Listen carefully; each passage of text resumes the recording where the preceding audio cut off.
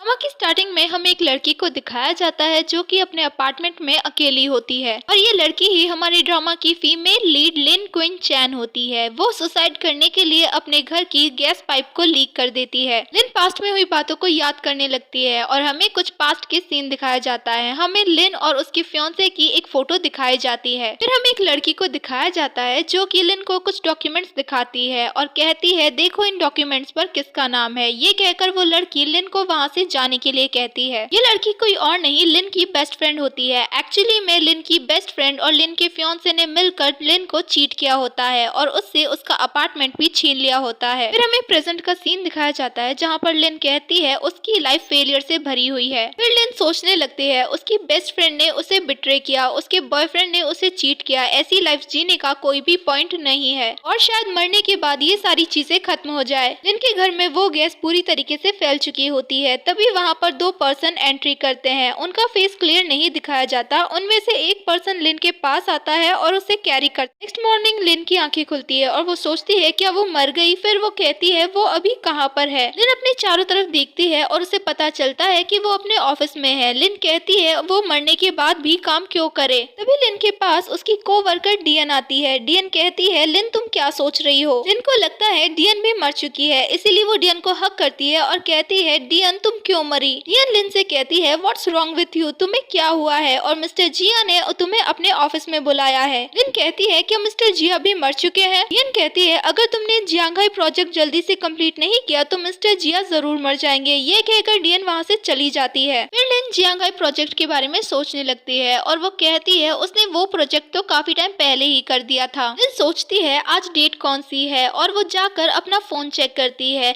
वो जब अपना फोन चेक करती है तो उसे पता चलता है वो अपने प्रेजेंट टाइम से 1 साल पीछे आ चुकी है। ये जानकर वो शॉक हो जाती है। लिन किसी पर्सन को कॉल लगाने लगती है लेकिन वो पर्सन फोन रिसीव नहीं करता तो लिन अपना सारा सामान लेकर कंपनी से निकल जाती है। डियन लिन से कहती है मिस्टर जिया तुम्हारा वेट कर रहे हैं, लेकिन लिन सीधा अपने घर पहुंचती है और वो घर की हालत देखकर शॉक हो जाती है। उसे उसकी फ्रेंड और फियांसे की आवाज सुनाई दे रही होती है और उसे बहुत ही ज्यादा गुस्सा आता है और वो नाइफ की तरफ देखने लगती है। लिन का फियांसे और उसकी बेस्ट फ्रेंड दोनों उसके बेडरूम में होते हैं, जहाँ पर लिन की बेस्ट फ्रेंड कह रही होती है कि वो उन दोनों के रिलेशनशिप के बारे में लिन को कब बताएंगे। लिन का फियांसे कहता है अभी नहीं, वो एक डम लड़की है और जब ये अपार्टमेंट उसके नाम हो जाएगा वो इस बारे में लिन को बता देंगे। लिन रूम के अंदर आती है और उन दोनों का वीडियो बनाने लगती है। जब लिन के फियांसे को पता चलता है तो वो जल्दी से खड़ा होता है और अपने कपड़े पहनने लगता है। लिन का फियांसे और उसकी बेस्ट फ्रेंड दोनों ही रूम से बाहर निकलते हैं। उसके पीछे पीछे लिन भी आती है और कहती है तुम दोनों बहुत ही शेमलेस हो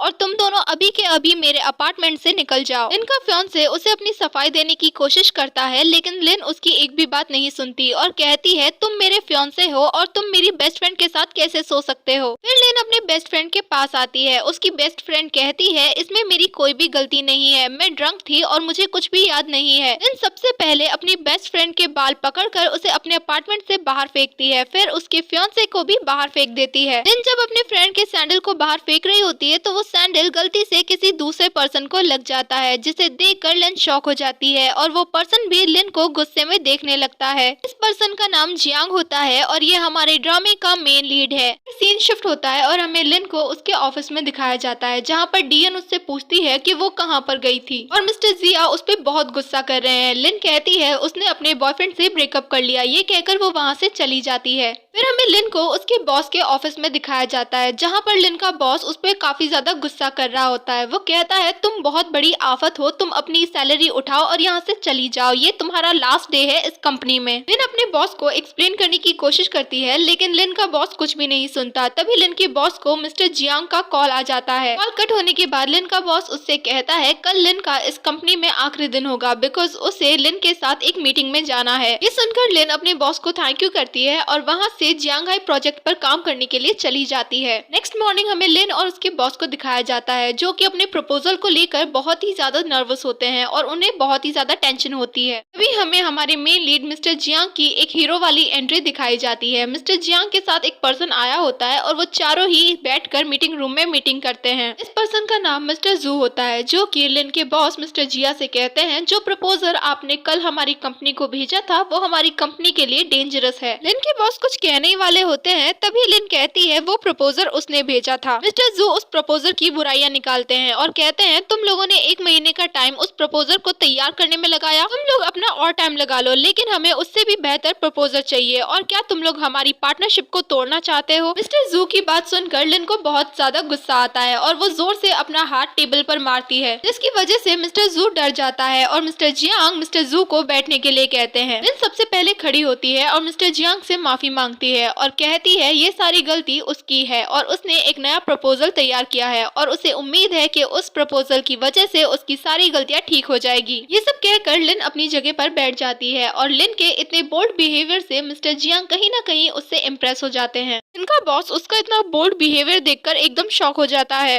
तभी जियांग कहता है ठीक है मिस लिन, जब आप अपना प्रपोजल कंप्लीट कर ले तो आप मिस्टर जू को वो भेज देना। ये कहकर वो वहाँ से चला जाता है, लेकिन लिन का बॉस तो अभी भी शॉक में था कि अभी अभी ये सब क्या हुआ। नेक्स्ट मॉर्निंग हमें लिन के क्लास रियूनियन को दिखाया जाता है, जहाँ पर लिन थोड़ा देरी से पहुँचती है, इसीलिए वो सबसे माफी मांगती है। वहाँ पर लिन की वो सो कॉल्ड फ्रेंड चेंगहान भी आई होती है जिसने उसे धोखा दिया था। चेंगहान कहती है देखो यहाँ पर कौन आया, मेरी बेस्ट फ्रेंड लिन जिसने मेरा बॉयफ्रेंड चुरा लिया। वहाँ पर एक लड़की होती है जो लिन से पूछती है चेंगहान किसके बारे में बात कर रही है। तभी चेंगहान लिन से कहती है तुम मेरे सवालों का जवाब क्यों नहीं दे रही हो, क्या तुम्हें ये डर है कि मैं तुम्हारा पास्ट सबके सामने ले आऊंगी। वहाँ पर एक लड़का चेंगहान से कहता है कम ऑन, हम सब स्कूल मेट थे और वैसे भी लिन तो तुम्हारी बेस्ट फ्रेंड थी, तुम उसके बारे में ये सब कुछ कैसे कह सकती हो। चेंगहान कहती है बेस्ट फ्रेंड ये सिर्फ तुम लोगों को बेवकूफ बना रही है और वैसे भी इसने ग्रेजुएशन के बाद हम में से किसी से भी कांटेक्ट नहीं रखा, ये सिर्फ तुम लोगों से इसका रियल नेचर छिपा रही है। इसने मेरा बॉयफ्रेंड छीन लिया और उसके साथ उसका अपार्टमेंट भी। सबसे बुरा तो ये था इसने मेरे बॉयफ्रेंड के साथ फोर्सफुली एंगेजमेंट की। ये सिर्फ दिखने में इनोसेंट है, बाकी इसने बहुत बुरे बुरे काम किए हैं। चेंगहान सबके सामने खुद को विक्टिम प्रूफ करना चाहती थी और लिन को एक बिच। इतने में लिन को बहुत गुस्सा आता है और वो चेंगहान के पास जाकर उसे जोर से थप्पड़ मारती है।